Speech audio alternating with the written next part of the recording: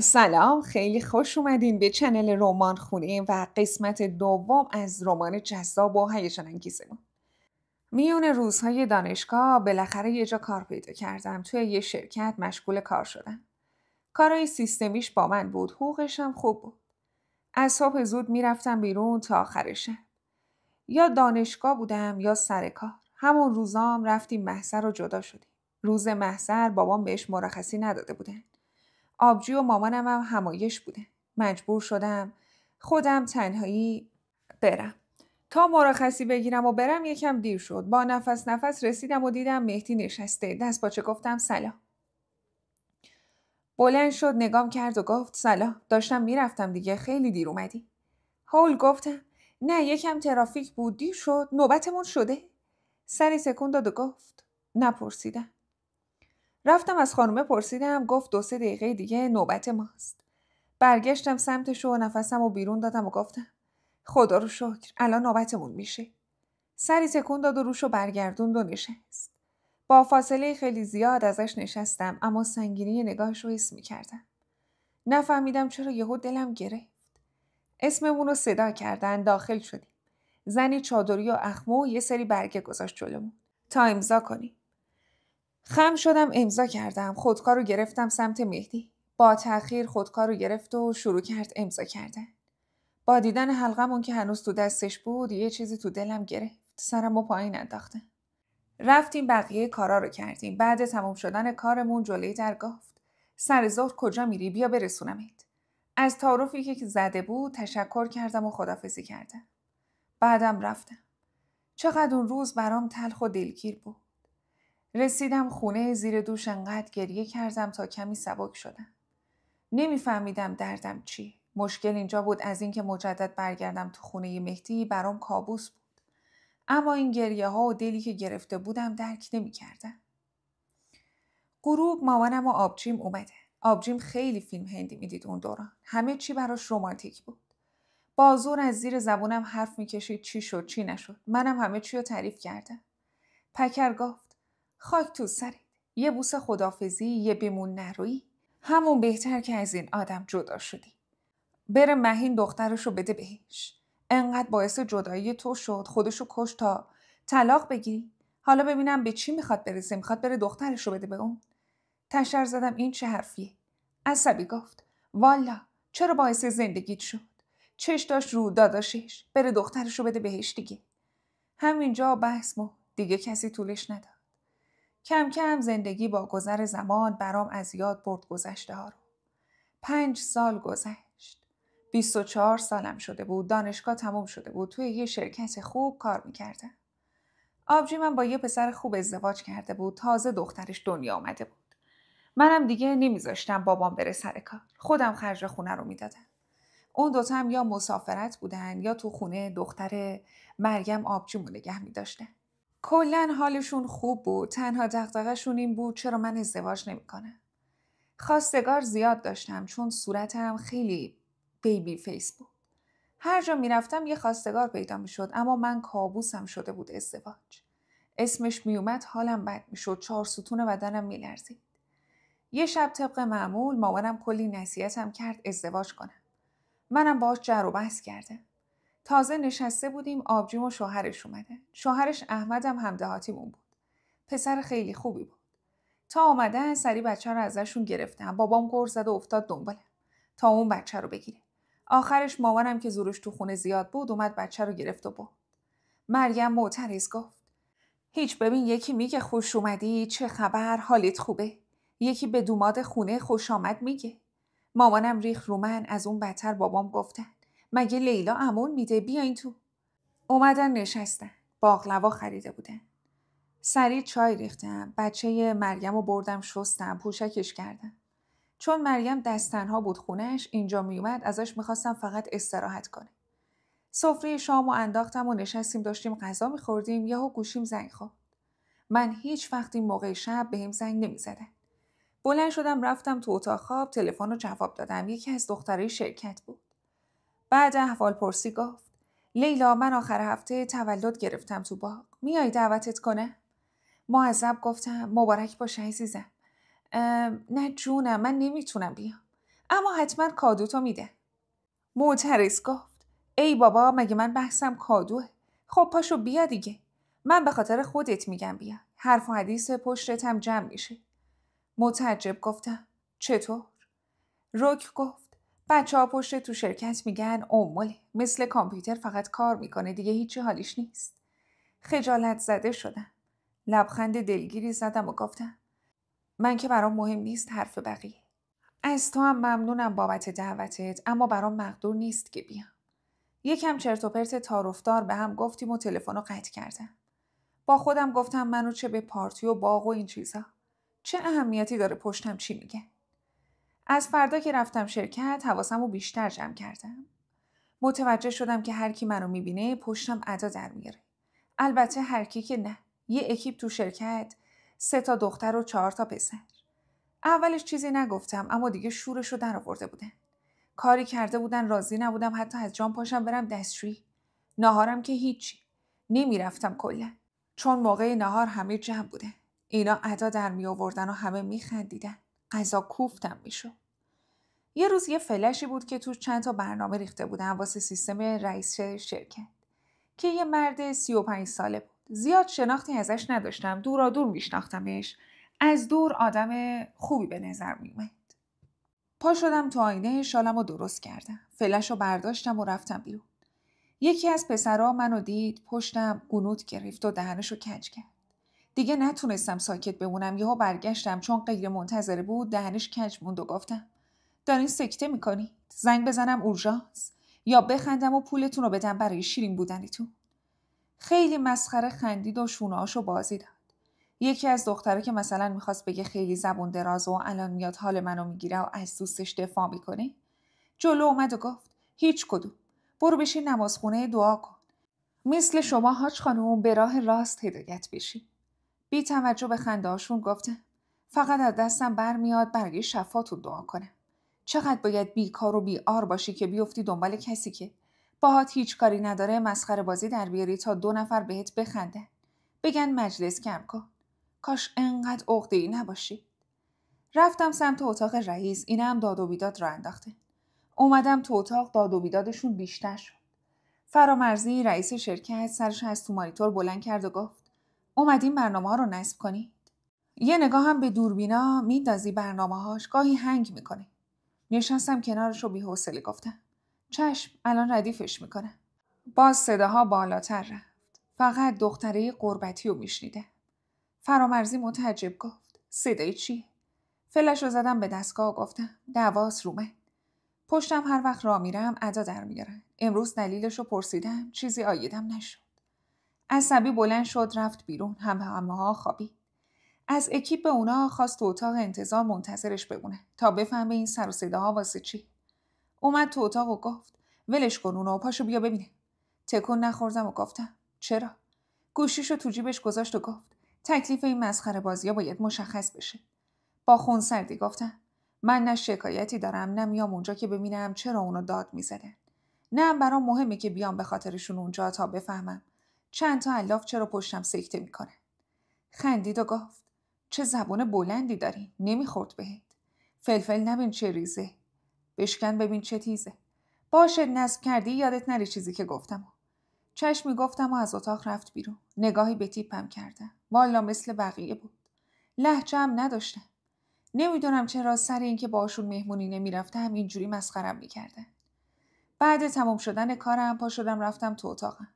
غافل از اینکه چه کینه‌ای واسه خودم درست کردم. ساعت 6 غروب بود. کارم تموم شد. بلند شدم رو میزم و مرتب کردم. از دختر کناریم که فوق‌العاده خوش تیپ و جلف بود میگفتن دوست دختر رئیس شرکته، خدافظی کردم. اومدم بیرون، داشتم میرفتم سمت ایستگاه اتوبوس، یه ماشین 206 اومد با سرعت سمتم. انقدر ترسیده بودم که حتی متوجه نشدم تو اکیپ اونا با همون پسری که دعوا کردم ماشینش اینه. ماشین کنترل شده خورد بهم و محکم پرت شدم رو زمین. بلا فاصله بلندم کرد بندازه تو ماشین. هر چی تقلا کردم با پای شکسته مگه زورم میرسید به یه من. ایستگاه اتوبوسم خلوت و هیچ کس نیست. هوا بارونی سرد. آخرم دیدم زورم نمیرسه، با التماس گفتم کجا میبری منو؟ تو رو خدا ولم کن، برو. استعفا میدم. خوبه، به خدا استعفا میدم. دست نگه داشت و گفت تو گوه خوردی که فکر کردی میتونی با یکی مثل من یکی به دو کنی. سعی کردم از رو صندلی که نصف و نیمه پرت شده بودم بیام پایین. گفتم من چی کار شما دارم؟ اگه انقدر کینتون عمیق از من که کاری به کار کسی ندارم متنفری؟ حرفی نیست. از فردا نمیام سر کار، فقط ولم کن. دستش رو پهلوهام نشست.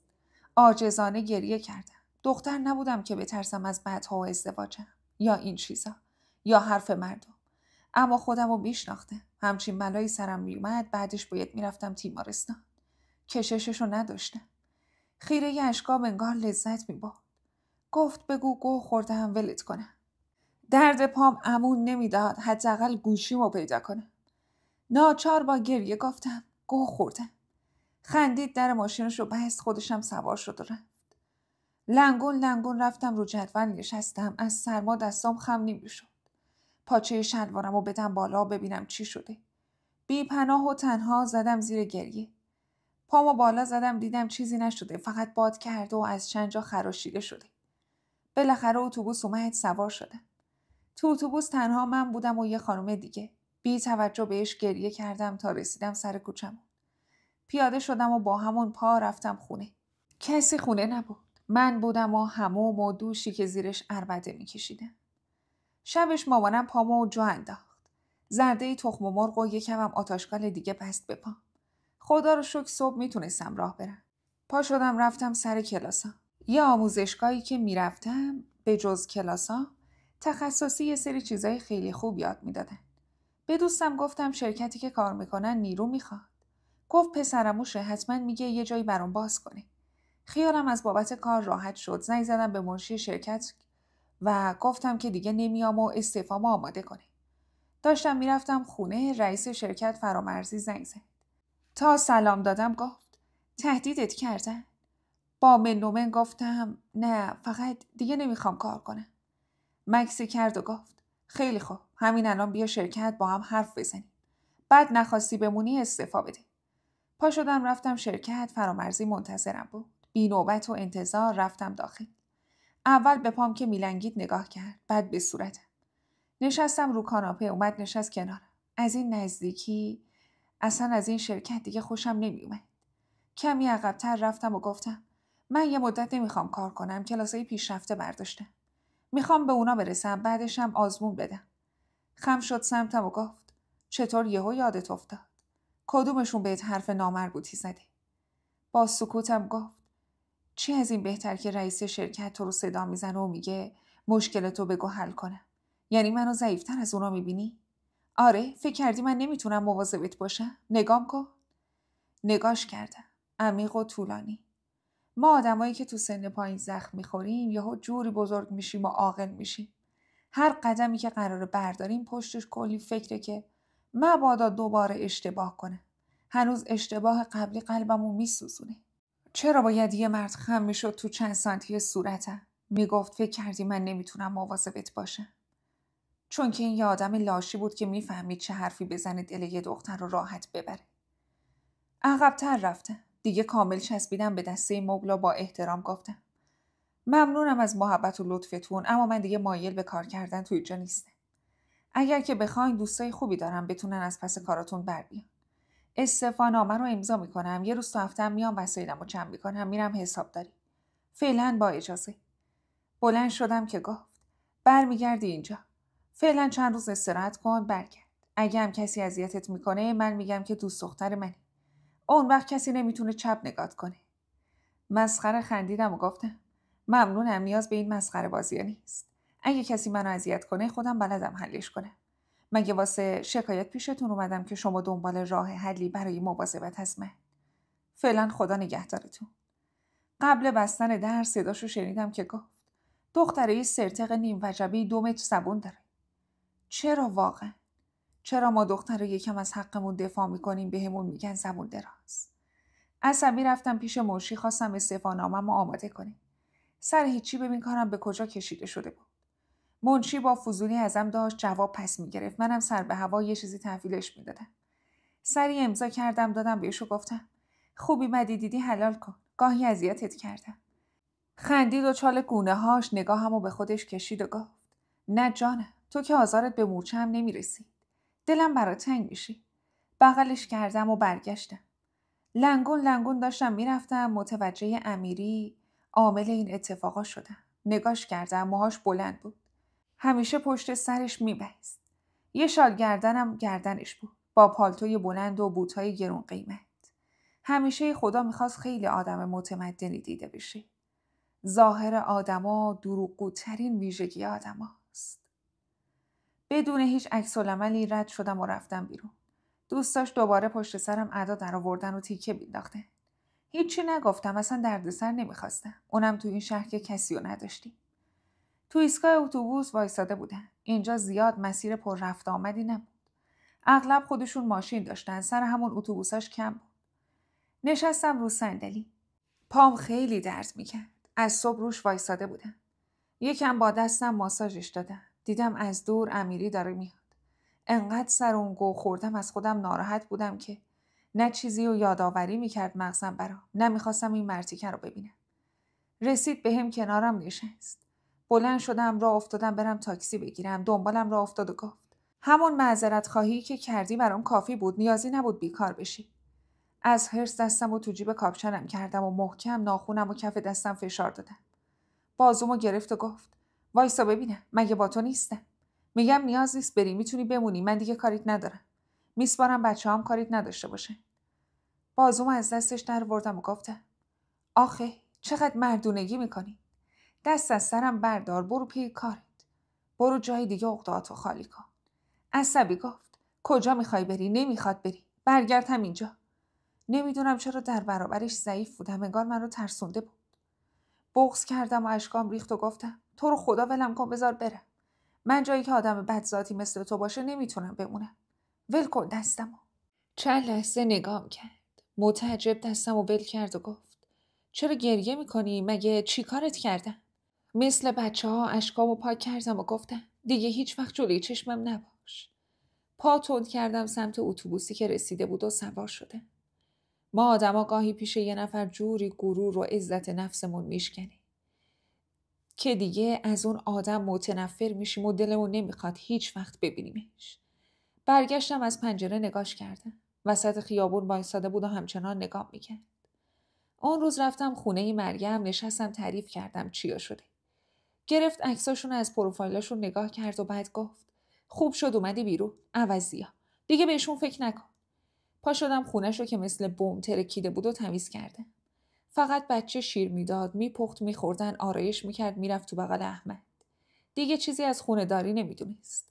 غر زدم اینجا گهتونیه به خدا. خودت کلافه نمیشی. لباسا همیشه ریخته زمین، ظرفشویی پر از ظرف، کثیف، بالکنت کثیف، چه وضعشه؟ خندید و گفت جاد بودم دیگه هیچ وقت از کلمه گوه استفاده نمیکردم. چجوری تونستی بگی؟ پوزخندی زدم و گفتم با این یه مورد اصلا شوخی نکن. پس میذاشتم منو ببره هر بلایی میخواد سرم بیاره. شونه‌ای بالا انداخت و رژ لب قرمز پررنگش رو لباش کشید و گفت همیشه عاقل بودی، آفرین. من بودم میرفتم میدادم. وای لیلا، من به این بچه نمیتونم برسم. احمد دوباره بچه میخواد. کلافم کرده. پشت تلویزیون رو پاک کردم و گفتم بیار خب. الان مامان جوونه کمکت میکنه. یهو بزرگ کن تمومشن برن. بعدن که حوصله زاییدن داره. خونش رو تمیز کردم، با دخترش رفتم خونم. اونم قرار شد شوهرش اومد با هم بیان. خسته بود، میخواست بخوابه یکم. میگفت بچه نمیذاره شبا بخوابه. اومدم خونه، بچه رو دادم مامانم. زنگ زدم دوستم ببینم چرا خبر کارو بهم نمیده. خجالت زده گفت فعلا نیرو نمیخوان. بمونم چند ماه دیگه بعد عید. اون موقع میخوان. کلی تشکر کردم و قطع کردم، اما استرس وجودمو گرفت. اگه بیکار میموندم چی؟ پکر تو خونه نشسته بودم. مامانم اومد در اتاق و زد و گفت لیلا، این بچه رو بگیر یه زنگ بزن ببین آبجی چرا نیامد. بی حوصله گفتم خودت کجا میری؟ نگهدار دیگه مامان. الان کل اتاقو ویرون میکنی. لبخندی زد و گفت من میرم پشت موهای باباتو تو همون بزنم. پوکر فیس نگاش کردم و گفتم اگه بحث موهاشه من پول آرایشگاه میدم بره اونجا بزنه. تو هم زحمت نکش، بچه رو نگهدار. قریب داد و گفت خاک تو سرت، همسنات 2 زاییدن. برو یه فکری به حال خودت کن. جای حسادت به روابط ما. خندم گرفت و گفتم مامان شهر به تو نساخت، رو تو خیلی باز کرد. خودشم خندید و رفت. بچه رو برداشتم رفتم پارک سر کوچه تا راحت باشن. حدوداً 1 ساعت بعد زنگ زد نوشابه بگیر بیا. آبجیتینا هم اومدن. نوشابه و تخمه گرفتم رفتم خونه. بعد ازدواجش مریم نمیدونم چرا فکر میکرد آبجی بزرگه است. بهم خیلی دستور میداد. تا رسیدم گفت لیلا بوی قرمه سبزی مستم کرد. تو رو خدا زود سفره رو بنداز. بچه‌شو قیل دادم رو فرش و گفتم چشم، امر دیگه. نوکرت نیستم که. اومدم اون خونه کثافت گرفته تو تمیز کردم. چند ساعتم پس بچه‌تو نگه داشتم. پاشو سفره رو بنداز حداقل یه نفس تازه کنه. احمد خندید و گفت دمت گرم لیلا، خونه دست گل شده. اومدم خونه اصلا انرژی گرفتم. همه جا تمیز مرتب. دستت طلا. از بازار برات یه هدفون میارم. خندیدم و گفتم نمیخواد داداش، هدفون دارم 2 تا. میخوام چیکار؟ کمک دیگه. به مریم کمک نکنم به کی کنم؟ اون ساعتی که خونه رو تمیز کردم انقدر خسته نشدم که چند ساعت بچه تو بغلم خستم کرده. مامان از آشپزخونه گفت مریم از اول تنبل بود، ربطی به بچه نداره. لیلا غذا واسه سر کارت بذاره. پکر گفتم نه ماما، اخراج شدم دیگه نمیرم. بابام پرسید چرا؟ منم گفتم دیگه نیرو نمیخواسته. خواهرزاده رئیس اومده. دید ناراحتم. از اونجایی که کیف خودش کوک بود انگار مامانم خوب ساخته بودش. حالش اون شب خیلی خوب بود. گفت غمت نباشه، الان زنگ میزنم به پسر حاج داوود، همدهاتی بود. پسر شرکت زده بود. چند ماه پیش به منم اتفاقا گفت دخترت بگو بیاد. گفتم نمیخواد، خودش کار داره. بابام زنگ زد همونجا. طرف گفت از پسرش میپرسه و 1 ساعت بعد زنگ زد گفت فردا بیاد سر کار. اون شب کلی شوخی کردیم و گفتیم و خندیدیم. بابامم یکم منو دست انداخت، یکم لیلا رو. در آخر بمب نهایی اونجایی بود که چند لحظه خیره مامانم شد که نوک روسری و جلوی دهنش گرفته بود. میخندید و گفت فردا برو یه علنگو بخر. بی اختیار چایی از دهنم ریخت بیرون و قهقه زدم. آخه با یه همون اگه انقدر حالش خوب میشد من هر روز ردیف میکردم مامانم پشت ماهاشو بزنی. اون شبم گذشت و فرداش صبح زود پا شدم آرایش کردم. جلوی موهامو بافتم و پالتوی شیری بلندم با بوت و بافت شکلاتی پوشیدم. شالمو رو سرم انداختم و مجدد رژ قرمز و رو لبام کشیدم. سر کیف از خونه زدم بیرون. با اتوبوس رفتم با آدرسی که بابام داده بود. دیدم یه شرکت کامپیوتریه. انقدر خوشحال شدم چون اینجوری برام بهتر بود. رفتم بالا. یه آقای دیگه که بعدم فهمیدم شریک پسر همدهاتیمونه رزومه منو دید و قبول کرد. 1 ماه آزمایشی با حقوق کار کنم. تعمیرات کامپیوتر بود. مشغول به کار شده. همون روز چقدر کارشون عقب بود. نیرو کم داشتن. تون مشغول کار بودم. صدای خنده 2 نفر اومد. یهو با شنیدن صدای آشنایی دستم از حرکت موند و قلبم تند زد. متعجب به صدای حرف زدناش گوش دادم. خودش بود. رفتم لای در رو باز کردم. آروم نگاه کردم. صدای قلبم گوشامو کر کرده بود. سر جام وایسادم و نگاش کردم. خشکم زد. این مهدی بود. نه ناموسن این مهدی بود. اون پسر لاغر با پیرهن 4 خونه‌ای که زیر شلوار میکرد و روش کمربند و سفت میکشید. با جوراب سفید و موهایی که کوتاه میکرد و شونه میکرد صاف میریخت رو پیشونیش. اون کجا؟ این مرد پخته کجا که بوت قهوه‌ای پوشیده بود با شروالی و پالتوی بلند و باهاشو زده بود بالا. با دیدن ساعت تو دستش زدم پشت دستم و گفتم خاک بر سر شانس من. این چرا این شکلی شده؟ پوزخندی زدم و گفتم گوره باباش. اخلاق گوهش همون قبلیه، مطمئنه. رفتم سر جام نشستم. چند تا نفس عمیق کشیدم تا به خودم مسلط بشم. بهش فکر نکنم. بعد تموم شدن کارم که تا 2 ظهر بود اومدم بیرون. از تو اتاق جلوی آینه سالن موهامو مرتب کردم. رو به منشی گفتم من نهار نمیخورم. هزینه‌شو بذارید رو حقوقم. فعلا تا فردا عزیزم. لبخندی زد و گفت باشه عزیزم، فردا میبینمت. برگشتم برم بیرون. بالاخره باهاش چش تو چش شدم. بی حرف نگام میکرد. به مرد کناریش که پسر داوود بود سلام کردم. خوش رو گفت سلام خانم، خوش اومدین. لبخندی زدم و گفتم ممنونم، نبودین من با آقای محمدی صحبت کردم. فعلا با اجازهشون مشغول به کار شدم. خندید و گفت کار خوبی کردین، ماشاءالله تند و فرزم هستی. دیدم تعمیراتتون رو، خسته نباشین. لبخندی زدم، تشکر کردم. خداحافظی کردم و رد شدم رفتم. تا در رو بستم دستام شروع کرد به لرزیدن. با بغض از سر هیجانی که به این وارد شده بود گفتم قربونت برم لیلا، چقدر خوب حرف زدی، چقدر مسلط بودی به خدا. مثلت ندیدم، عالی بودی.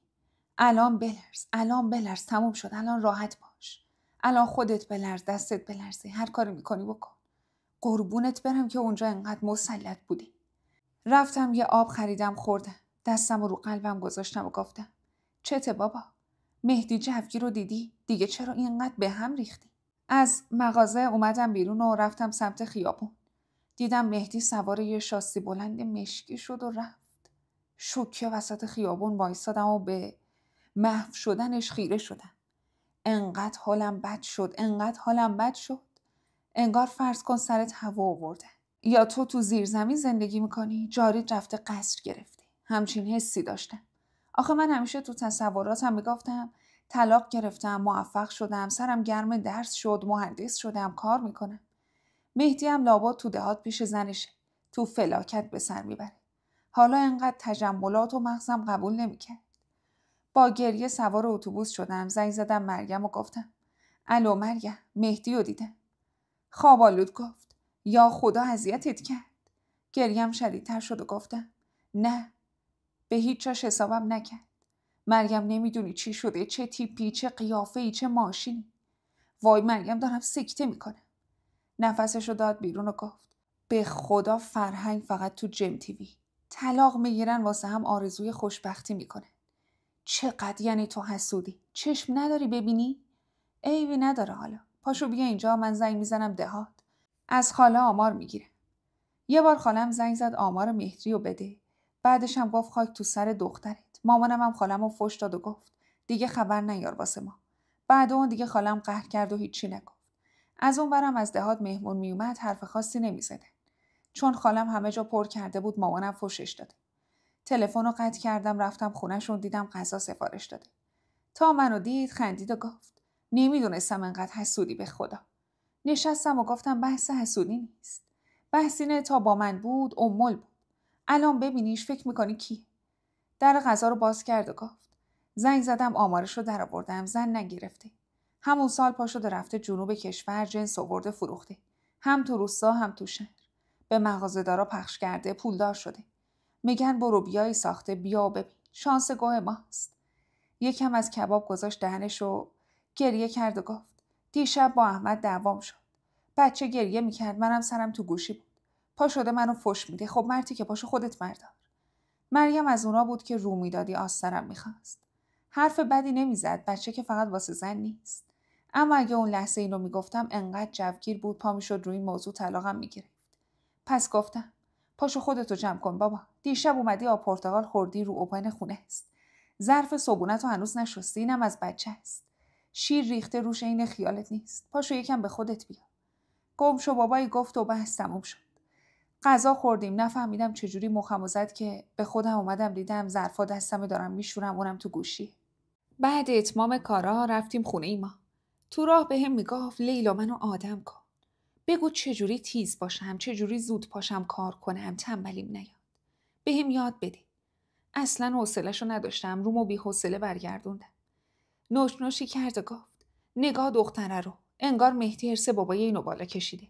بدبخت که تا قرون آخر مهریت رو داد. گوشه لبم رو جویدم و گفتم ول کن دیگه، به تو هم حرف گفتنی نیست، تموم نمی‌کنی. اون روز بحث تموم شد و رفتیم خونه. شب موقع خواب یکی به این پیام داد سلام خوبی؟ یه دقیقه بعد پیام دیگه اومد. لطفاً برگرد سر کارت. از وقتی رفتی عذاب وجدان دارم، نمیتونم کار کنم. سیو کردم شماره رو، پروفایل رو آورد، دیدم امیریه، زدم بلاک کردم، خوابیدم. صبح سر کار بودم، وسط کار رفتم آشپزخونه چای ریختم. از تو جیبم یه دونه بیسکویت برداشتم، کنار پنجره وایسادم. یه چایی بخورم بعد برم سر کارم. گوشیم زنگ خورد، جواب دادم امیری بود. بی حوصله جواب سلامش رو دادم و گفت من جلوی در خونتونم، میشه بیای پایین؟ لطفاً. عصبی گفتم شما اونجا چی کار میکنی؟ مگه من چی کارتون کردم؟ دست از سرم بر نمیداری. مصمم گفت بیا پایین. جدی گفتم. من سر کارم، خونه نیستم که بیام پایین. خونه هم بودم نمی اومدم. مزاحمتاتون دیگه خیلی زیاد شده. اگه ادامه دار بشه میرم شکایت میکنم. تلفن رو قطع کردم و چای خوردم، برگشتم تو اتاق. مجدد مشغول کارم شدم. موقع ناهار بود. من کلاً از بچگی خیلی کم اشتها بودم. چون خونه ناهار همیشه بود، ترجیح میدادم پول ناهارم رو بگیرم سر کارم، باهاش یه لباسی چیزی بخرم. هر ماه سر همون میلی به ناهار نداشتم، مخصوصاً که معده‌م حساس بود به غذای بیرون. چند روز غذای بیرون میخوردم کارم به بیمارستان میکشید. دیگه تایم ناهارا بیرون نمیرفتم، کار میکردم. یه هفته بود که اونجا کار میکردم. تو این مدت دستگیرم شده بود مهدی با سلیمان پسر داوود. چرا میپیچونم واقعا؟ مهدی با رئیس شرکت دوست صمیمی بودن. زیاد مهدی اینجا میومد، اما نه من اهمیت و عکس‌العملی نشون میدادم نه اون. تو کل شرکت نهایت 7 نفر کارکن و آبدارچی و کارمند بود. یه شرکت نقلیه تعمیراتی بود. آخر هفته بود، کارم تموم شد. اومدم از اتاق بیرون، با همه خداحافظی کردم. مهدی و سلیمان تو سالن نشسته بودن، فوتبال میدیدن. بعد خداحافظی رفتم بیرون. شانس آورده بودم بابام سر شلوغ بود، وقت نمیکرد بیاد اینجا سر بزنه بهم. وگرنه مهدی رو اینجا میدید کارم تموم بود. با خودم گفتم بعد عید میرم پیش دوستم، راحت میشینم بی دردسر کار میکنه. با 1000 فکر مشغول زدم بیرون.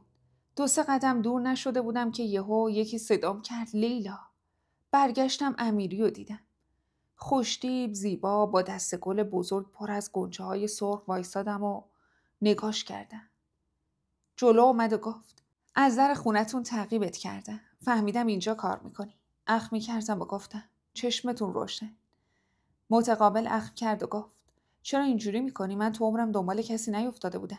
هرچی زنگ میزنم جواب نمیدی. ابروهام رفت بالا و متعجب گفتم بابت مزاحمتتون دارین منت میذاری؟ جلوتر اومد و گفت یه وقت خدایی نکرده زبونت کم نیاره. من دیگه امروز برم رفتم. بعد پشیمون میشی. بگیر گل و بریم با هم بیرون صحبت کنیم. من رفتار زشتم رو برات جبران میکنم. بابا من اونقدرم که فکر میکنی بد نیست. کیفم رو روشونم انداختم و گفتم آره تو اونقدرم بد نیستی که یه نفر رو مسخره میکنی. برمیگرده میگه چرا مسخرم کردی، پا میشی با ماشین میزنی بهش. بعد بازور میخوای ببریش تو هوای سرد. از دختری که مثل بید از ترس داره میلرزه میخوای بهت چیزی رو بگه که نشون بدی چقدر عقده داری. برو خدا روزی تو جای دیگه حواله کنه. دفعه بعد سر راه هم حرف تو دهنم نصفه مون، مثل وحشیا یهو بازومو کشید و گفت من هرچی میخوام باهات راه بیام نمیذاری. میگم ازت خوشم اومده، با دست گل اومدم معذرت، دیگه دردت چی؟ تو کوچه در حال تقلا کردن بودم، دیدم واقعا داره منو میبره. گریم گرفت، سعی کردم بشینم تا نتونه منو بکشه. اما نشستنم همانا، کوچیک شدنم همانا. راحت جمع کرد منو تو بغلش و دوید سمت ماشین. دیگه جیغ کشیدم، یهو جلوی در ماشین پرت شدم رو زمین و سرم محکم خورد به در ماشین. اون لحظه درک کردم مگسایی که تو برنامه کودک بعد ضرب دور سرشون یه چیزی میچرخید چی بود. بی حال درازکش رو زمین بودم. سرمو بلند کردم، دیدم مهدی و سلیمان مثل سگ دارن امیریو میزنن. بچه دهات و مشتش دیگه. قطعا زورشون بیشتر از امیری بود. بلند شدم، وحشت کرده بودم. سر هیچی آبروم رفته بود. با گریه رفتم جلو. مهدی منو که دید جوگیر شد. امیریو بلند کرد رو شونه هاش. تو اون حال خندم گرفت. ذات آدما هیچ وقت تغییر نمی‌کرد. محکم کوبیدش زمین. با گریه گفتم چرا اینجوری میکنید؟ آبروم رفت، ولش کن. سلیمان گفت مزاحمت شده، میشناسیش؟ گریم شدیدتر شد و گفتم آره همکار قبلیم بود. امیری بلند شد، دماغشو که پر از قرمزی بود پاک کرد و گفت حال شما دوتا رو یه جوری میگیرم بفهمید با کی طرف شدید. تو هم خوب گوشاتو باز کن. باز زبون خوش گفتم ازت خوشم اومده نفهمیدی. دیگه بقیهش با خودت. مجبورم کردی از راه دیگه ای وارد بشم. تو تمام بچگیم همیشه این لحظه رو خیال پردازی میکردم. یکی وسط خیابون داد بزنه و بگه من میخوامه. چقدر بچگی کیف میکردم بهش فکر میکردم. اما الان که تو واقعیت بود حس تنگی نفس داشتم. انگار تو قفس افتاده بودم. تو سکوت نگاش کردم، رفت سوار ماشین شد، دماغشو با دستمال پاک کرد. نگاه دوباره‌ای بهم انداخت و گاز داد رفت. نفسمو دادم بیرون و گفتم ممنون از کمکتون، تو درد سر افتادین. سلیمان گفت چی میخواد؟ راستی داشت میبردید. گریم گرفت و با گریه گفتم نمیدونم چی میخواد. من هیچ کاری باهاش ندارم، به خاطر این اومدم بیرون. از کارم دست از سرم بر نمیداره. ولی این بار دیگه جدی باهاش برخورد میکنم. ممنونم، فعلا خداحافظ. اشکام پاک کردم، رفتم سمت ایستگاه اتوبوس. 10 دقیقه پیاده راه بود تا رسیدم، نشستم رو صندلی. زنگ زدم به یکی از دوستام که وکیل بود، حرف زدیم. بهم گفت یه شکایتی کنم طرف بترسه. رفتم خونه، همه چی رو به مامانم گفتم. اونم خیلی ریلکس گفت خب شوهر کن برو لیلا، مگه پسر چشه؟ عصبی گفتم حالت خوبه؟ من میگم طرف دیوانه است، وجدان نداره، منو تو خیابون بازور سوار ماشینش میکنه. تو میگی باهاش عروسی کن. یکم با هم دعوا کردیم و رفتم نهار خوردم، گرفتم خوابیدم. فرداش رفتم شرکت. بالاخره مهدی جلو اومد. داشتم تا آشپزخونه چای میریختم، اومد تو و گفت تو کاریت نباشه لیلا، من حالشو میگیرم. کتری رو گاز گذاشتم، برگشتم و گفتم دخالت نکن شما، بهتون ربطی نداره. پوزخندی زد و گفت همیشه لجباز بودی. اگه من چیزی میگم به خاطر خودت نیست، قیافه نگیر. فکر کردی عاشق چشم و ابروتم؟ میدونم تنهایی یه بابای پیر داری تو شهر. میونه حرفش اومدم و گفتم من تا الان از پس خودم بر اومدم. از اینجا به بعدم میتونم. سینه‌تا واسه یکی دیگه جلو بده. من نیازی به آدمی مثل تو ندارم. با حرص گفت چقدر از خودت دور شدی، چقدر عوض شدی. برو هر کاری دوست داری کن. لیوان چایو برداشتم و رفتم سمت در و زمزمه کردم. منتظر بودم تو دستور بدی. کسایی که جدا شدن میدونن چی میگن. با یه مرد که قبلا شوهرت بود و جدا میشی، وقتی میبینتت هنوز حس مالکیت قبل کمی تو وجودش هست. فکر میکنه حرف اونه. تو اتاق در حال کار بودم. من بیشتر رو نرم افزار کار میکردم تا سخت افزار. وسط کار آبجیم زنگ زد. داشتیم حرف میزدیم، سیستم طرف بالا اومد. تو پوشه هاش یکی به اسم یه برنامه یه چیزی سیو کرده بود. منم حواسم پرت حرف زدن با مریم بود. با خوندن اسم برنامه سری روش کلیک کردم. تکیه دادم به صندلی تا آپلود بشه. چون خسته بودم، همیشه عادت داشتم رو فرش میشستم. رو صندلی سری پاهم خشک میشد. بلند کردم پاهامو انداختم رو میز. میون حرف زدن صدای نامحسوسی از یه حالتایی شبیه به ناله شنیدم که با تعجب برگشتم سمت لپتاپ و دیدم یه فیلم خیلی بدی داره پخش میشه. خوش شده خیره مردی شدم که روی زن افتاده بود. تلفن رو زمین گذاشتم و خاموش کردم. در باز شد. سلیمان به همراه مهدی اومدن داخل. دیدن منی که ولو شدم رو صندلی و میزم روش فیلمی که داره پخش میشه. مهدی ناباور نگام میکرد و سلیمان قرمز شده سرشو انداخت زمین. اون لحظه مرگ و واسه خودم کم میدونستم. دلم محو شدن میخواست. هول گفتم به قمر بنی هاشم. به امام زمان. من نمیدونستم، یهو زدم. اینو نشون داد به خدا. میون حرفم هر دو رفتن بیرون و درو بستن. اشکام ریخت و با گریه فیلمو خاموش کردم. گوشیم قطع کردم. دلم میخواست بمیرم. حق میزدم و کار میکردم. یکم که گریه کردم دیدم اشکم نمیومد. دیگه اشکم خشک شده بود، اما ماتم زده بودم. دلم میخواست کار خودم رو تموم کنم. اون روز کارم رو تموم کردم و رفتم خونه. مریمم اونجا بود. همش ازم میپرسید چی شد پشت تلفن؟ کی بود؟ منم آخر تعریف کردم. هرچی قسم میخوردم مگه باور میکرد. همش میگفت طول سگ. زنگ میزنی به من، از اون ورم فیلم پلی میکنی که چی؟ صدای منو میخوای چی کار؟ عصبی شدم از توضیح دادن. پا شدم رفتم تو اتاق، درو کوبیدم به هم. نشستم. از بدبختی و بدشانسیم یکم گریه کردم. یه هفته گذشت. کسی چیزی ازم نپرسید، منم چیزی نگفتم. راستی اینم بگم، کارای فروش اینترنتی مهدی و سلیمان میکرد. کلاً کنار هم بودن. یه روز سر ظهر بود. فکر میکنم حدوداً 1 هفته از اون ماجرا گذشته بود. سلیمان اومد در اتاق منو باز کرد. با خودم گفتم این کره‌خرا اگه در میزدن قبل ورود اینجوری نمیشد. خواستم تذکر بدم. گفتم الان چیزی بگم میگه در بزنم که تو خودتو جمع کنی. سر همون چیزی نگفتم. گفت لیلا خانم غذا گرفتم، امروز شرکت خلوته. بیایید با هم غذا بخوریم. لبخندی زدم و گفتم ممنونم نوش جان. من آخرای کارم تموم بشه میرم خونه. خندید و گفت ماشاءالله خیلی جدی هستین تو کار. ما ظهرا غذا میخوریم نیستین، صبح برای قهوه و کیک نمیاین. یکم هم ما رو تحویل بگیرید خانم، انقدر بی اشتهایی خوب نیست. بی حوصله لبخندی زدم و گفتم نفرمایید، من فقط چون زود برم به بقیه کارام برسم نمیام بیرون، وگرنه بحث دیگه ای نیست. بفرمایید الان میام. رفت و لپتاپو خاموش کردم. پا شدم رفتم بیرون. دیدم 2 خانوم و مهدی و یه مرد دیگه و سلیمان نشستن تو نشیمن، پیتزا و سالاد و سوخاری سفارش دادن. کنارشون نشستم. منشی مرجان کمی از سوخاری ریخت تو بشقاب و داد دست محمد که اینجا کار میکرد. نشست کنارش. من تازه اون موقع فهمیدم اینا با همه. بعد فهمیدم سانازم رو مهدی کراش داره. همش شوخیای بیمزه میکرد و میخندید. جمع به شدت مسخره بود. کمی از کاهو تو دهنم گذاشتم و بی‌حوصله داشتم میجویدم. سلیمان گفت کارت حرف نداره، خیلی حرفه‌ای و منظم و دقیق. بی‌نظیری لیلا جان. قرارداد ببندیم آخر ماه 1 ساله. موهامو کنار زدم و گفتم نه، من تا آخر سال اینجا کار میکنم. بعد میرم یه جا دیگه. متعجب گفت ای بابا چرا خیر؟ مگه اینجا خوب نیست؟ لبخندی زدم و گفتم خیلی خوبه، اما من قرارداد دارم واسه بعد عید. فقط این مدت کوتاه بیکارم اومدم اینجا. بی حوصله شد و گفت یه کارمند تو این شرکت درست کار میکنه. اونم میخواد بره. بوی ورشکستگی میزنه تو دماغم. همه خندیدن. حالا اون وسط وجدانم پیدا شده بود میگفت با چه رویی میخندی؟ با چه رویی غذا میخوری؟ با چه رویی حرف میزنی؟ یعنی گند زده بود به اعصابم. یه تیکه پیتزا گورت دادم و بلند شدم و گفتم نوش جونتون، من برم، عجله دارم. اومدم تهمونده کارمو کردم و با یه خداحافظی سرسری رفتم سمت ایستگاه و نشستم رو نیمکت تا اتوبوس بیاد. سرم تو گوشی بود. حضور امیری رو حس کردم. کنارم نشست. چرا هرچی بی ارزه بود میخورد به پست من؟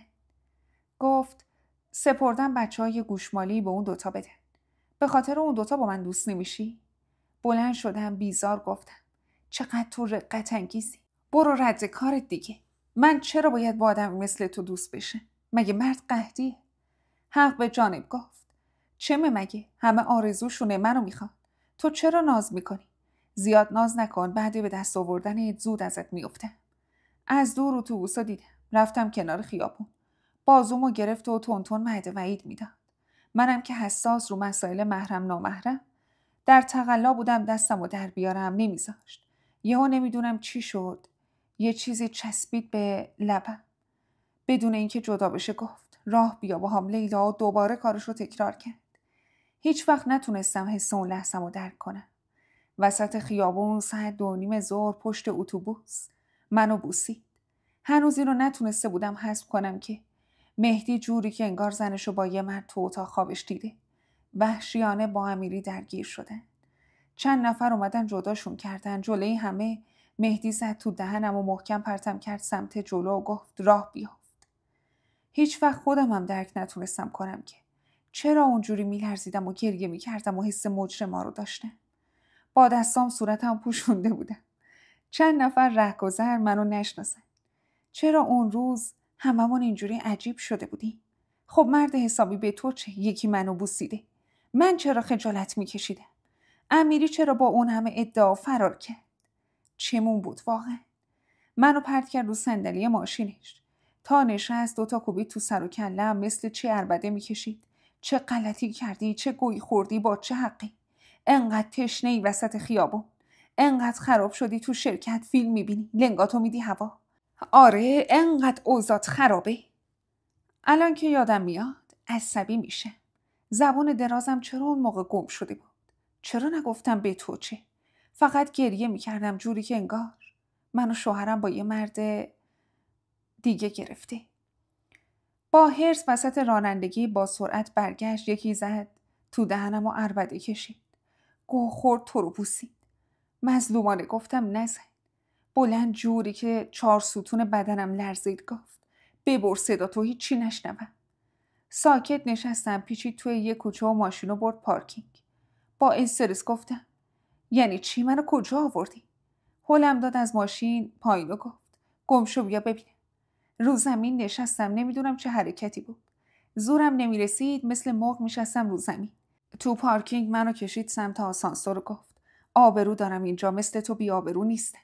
پاشو مثل بچه آدم. تقلا کردم دستمو در بیارم و گفتم پا نشم چی؟ با تهدید گفت همه جا پخش میکنم فیلم تو. فیلم گرفتم ازتون. پاشو گمشو بیا ببینه. گاهی مغز از کار میفته، انقدر استرس میکشی.